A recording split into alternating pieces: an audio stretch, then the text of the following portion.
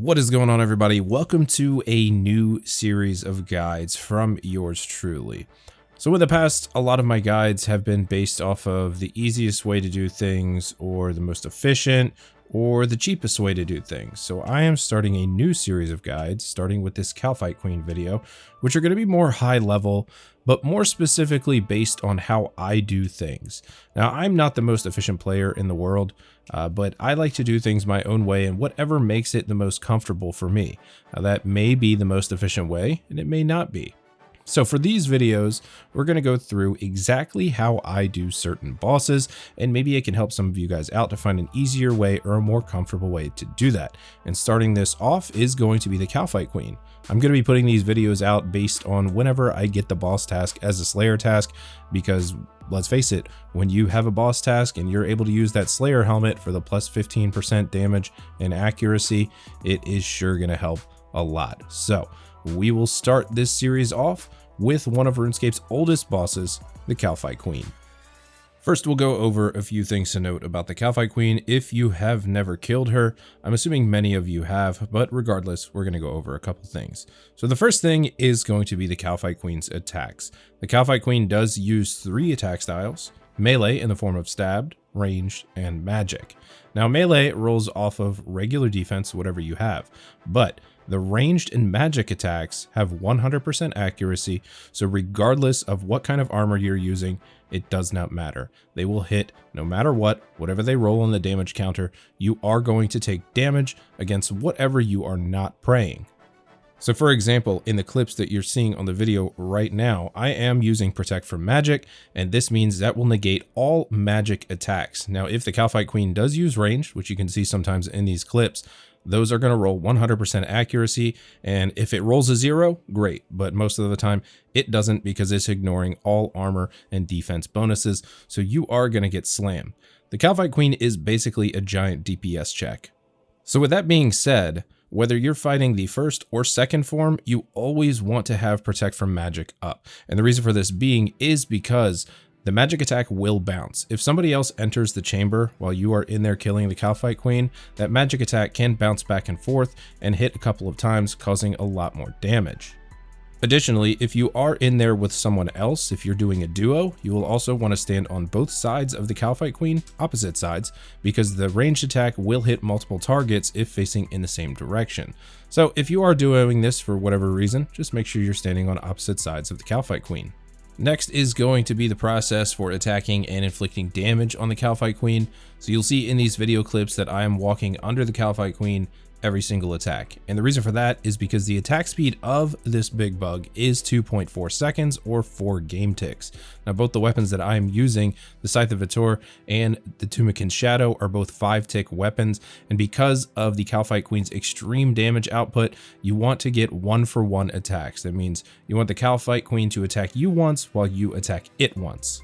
The best way to achieve this is by using one attack, whether it be melee or magic, and then walking under, waiting just a couple ticks, popping back out, and continuing on and repeating the process until the fight is over. It can get a little bit monotonous, but it will save you a lot of damage.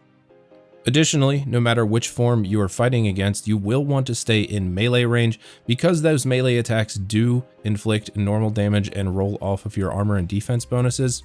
It's a great idea to stay in melee range, so the Kalphite Queen does mix in melee attacks. You will take less damage overall rather than if the Kalphite Queen was just using purely magic and ranged attacks.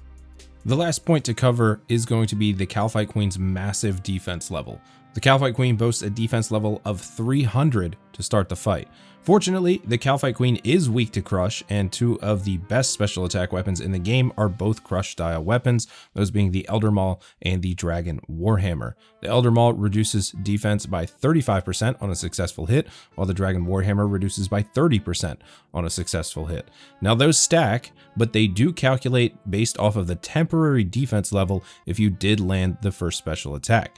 So for the Kalphite Queen, If you land the first Elder Maul special attack, it will reduce the defense down to level 195, and if you land the second one, it will go down to 127. With the Dragon Warhammer, if you land one, you'll reduce the defense down to 210, and if you land the second one, it will further reduce down to level 147. Now this is great because it will absolutely allow you to shred the Kalphite Queen with lower defense like that. Moving on to your choices of weaponry and armor for the Kalphite Queen fight, what you are looking at right now is the progression guide for melee armor and weapons, and you can find this at any time on the Old School RuneScape wiki. Just search for the Kalphite Queen and go to the strategy guide, just in case you don't want to come back to this video every time you're looking for this.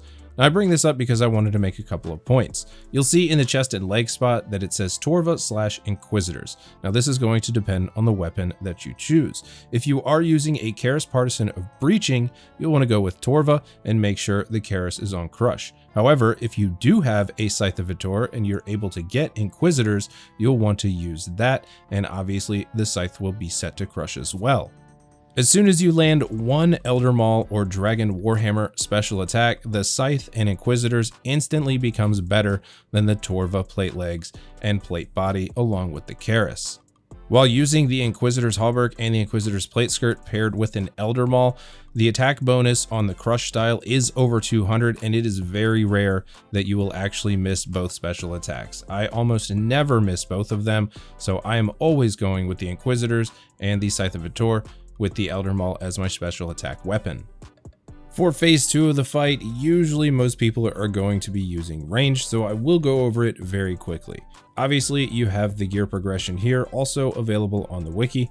You can use Missouri as your best in slot options, along with a Toxic Blowpipe, Dragon Darts, and some Zerite Vambraces, Pegasian Boots, and a Ring of Suffering RI.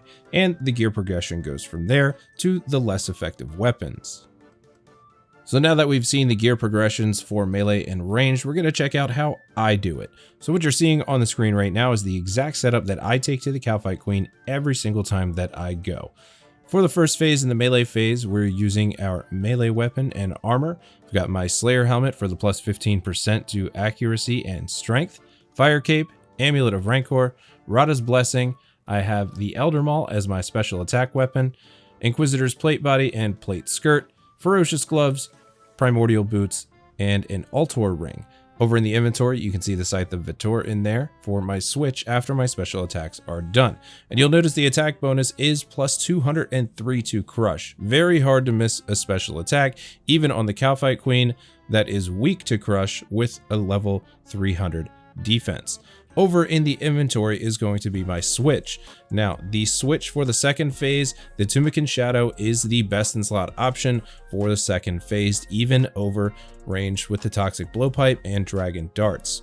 I will be using the Ancestral top and bottom, Occult Necklace, God Cape, Tormented Bracelet, Eternal Boots, Ring of Suffering RI, and the Tunic and Shadow. You will also see that I have a Saturated Heart there for the magic boost, Divine Super Combat Potion, one Prayer Potion, almost never need it, but sometimes I do have that random kill that runs long, Antidote ++ just in case I get poisoned, a couple Karen Wands for panic eats.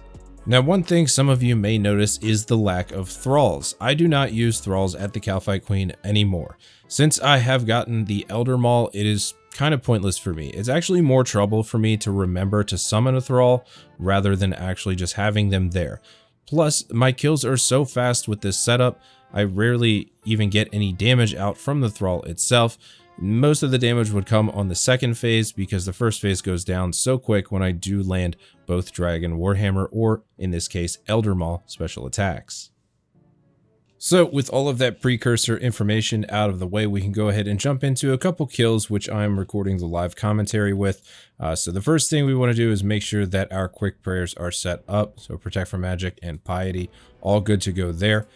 And then we're just going to go ahead and go through the shortcut, which is incredibly fast now, and head down into the lair. So I'm going to turn on Special Attack, turn on my quick prayers, start heading in, Potion. And we're going to go ahead and swing this giant hammer. There's one spec. And then we've got two specs, and we'll run under. And we've got Scythe hit, and we want to run under. every single hit that we do, just to make sure that we're getting 1-for-1 damage rather than the Kalphite Queen just absolutely pummeling us with faster attack speed. And there is the first phase. And remember, we're going to want to leave Protect from Magic on for both phases, just in case somebody else comes in. Don't want that magic attack bouncing around. So we'll go ahead and switch gear over to our Shadow, eat up a bit, and hit the heart. And then we can go ahead and start. Now the Kalphite Queen's max hit is 31, and I like to try to not waste food as much as I possibly can.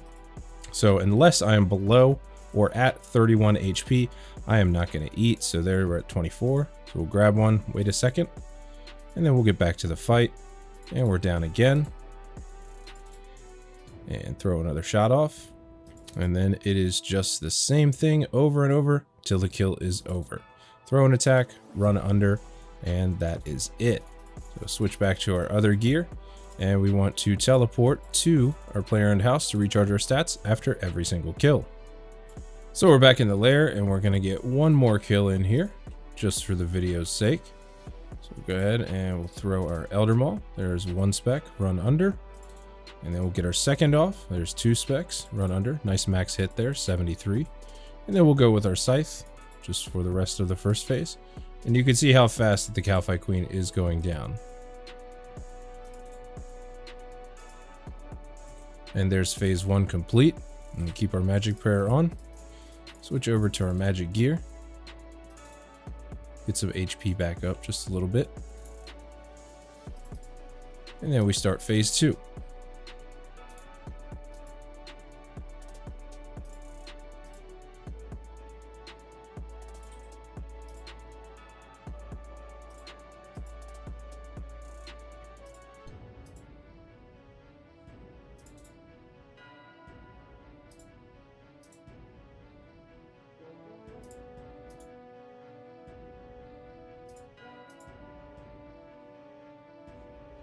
And we have our second kill. And we'll get one more for the road, still on the same super combat potion dose that we started with. And we've got one Elder Maul spec. And we missed our second one, but that's okay. Defense is still down 105 levels, should still be a pretty fast kill.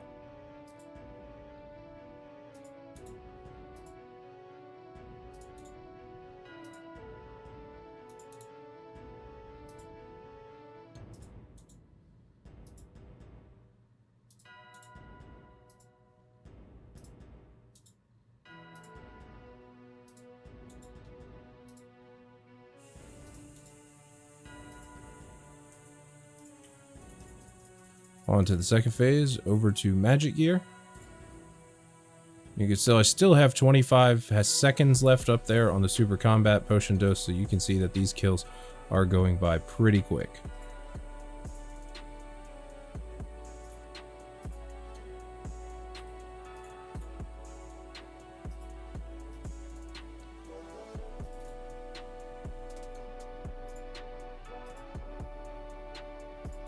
Unfortunately, what's going on right now does happen sometimes, just a ton of range attack, so I'm taking all that 100% accuracy damage, but it does happen from time to time. Fortunately, with this gear setup and the way I do the Kalphite Queen, I almost always get 3 kills every trip before I have to head back to the crafting guild and bank. So that is it.